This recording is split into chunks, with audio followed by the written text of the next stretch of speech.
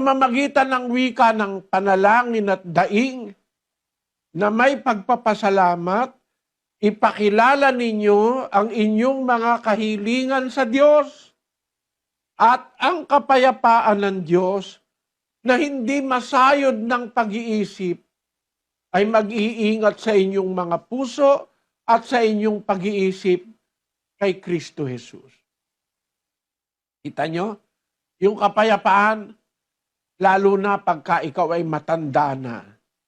Naramdaman ko po yung halaga ng kapayapaan ng Diyos na marami kang alalahanin, marami kang ikinukonsider sa buhay.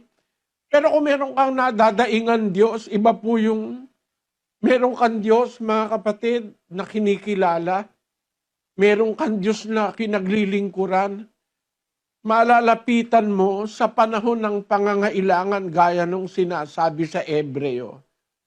Magsilapit nga tayong may pagkakatiwala sa luklukan ng biyaya upang tayo magsipagtamo ng awa at makasumpong ng biyaya upang tumulong sa atin sa panahon ng pangangailangan. Mga kababayan, mga kapatid, darating ang araw